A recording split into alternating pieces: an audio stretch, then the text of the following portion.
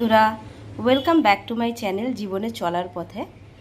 তো বন্ধুরা, আজকে কিন্তু শনিবার। তো আজকে কিন্তু শনিবারের দিনে আমরা নিরামিষ রান্না করি, ঠিক আছে? তো তোমরা নিশ্চয়ই এটা দেখে বুঝতেই পেরেছো আজকে আমি কি রান্না করব, ঠিক আছে? হ্যাঁ, অবশ্যই এটা আমি ধোকার ডালনা বানাবো। তবে এটা কিন্তু আমি ডাল বেটে করিনি, এটা রেডিমেড প্যাকেট কিনে কিন্তু এটা আমি বানিয়ে অলরেডি ভেজে রেখেছি। দেখছো তোমরা?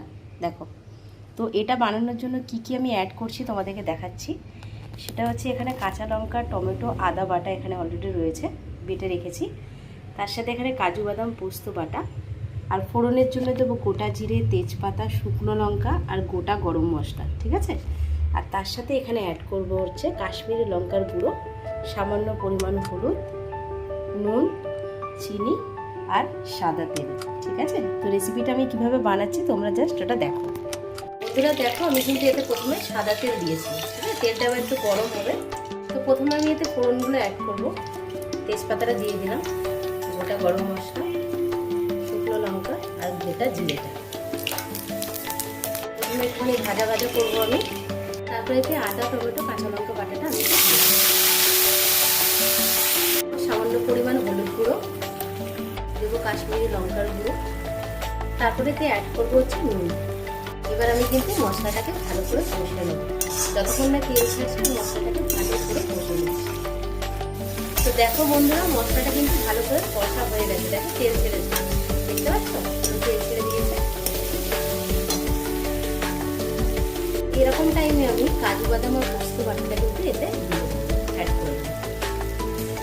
তো এই সময় কিন্তু আমি এতে 1 চামচ চিনি অ্যাড করলাম, ঠিক আছে? যে যেমন পরিমাণে চিনিটা খাও সেই অনুযায়ী দেবে। তো এটাকে কিন্তু আমি মোটামুটি 5 থেকে 7 মিনিট কিন্তু এইভাবে কষিয়ে নেব। বেশিক্ষণ কষাতে লাগবে না, 5 থেকে 7 মিনিট হলেই হবে। তো বন্ধুরা দেখো, কষাটা কিন্তু পুরো কমপ্লিট হয়ে গেছে, ঠিক আছে? তো এই অবস্থাতে আমি সামান্য পরিমাণ এতে জল দেবো, ঠিক আছে? জল এতে আমি অ্যাড করবো। তো জলটা অ্যাড করে আমি কিন্তু এটা 10 মিনিট কিন্তু ভালো করে ফুটিয়ে নেব, ঠিক আছে? 10 মিনিট ভালো করে ফুটিয়ে নেব। তো বন্ধুরা দেখো, এখানে কিন্তু অনেকটা ফুটেছে, ঠিক আছে? এই অবস্থাতে আমি সামান্য পরিমাণে এখানে গরম মশলা আর এখানে হচ্ছে ঘিটাকে কিন্তু আমি অ্যাড করে দেবো, ঠিক আছে?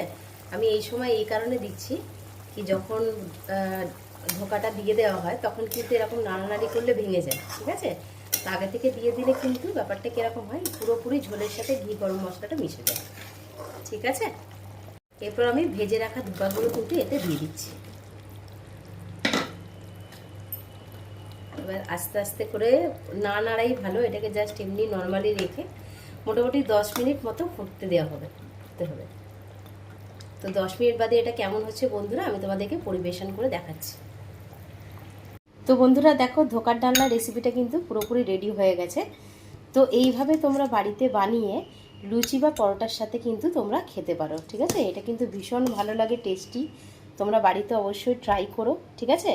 আর অবশ্যই যদি আমার ভিডিওটা তোমাদের ভালো লেগে থাকে, চ্যানেলটি অবশ্যই সাবস্ক্রাইব করো, লাইক করো এবং কমেন্ট করো, ঠিক আছে? Thank you so much.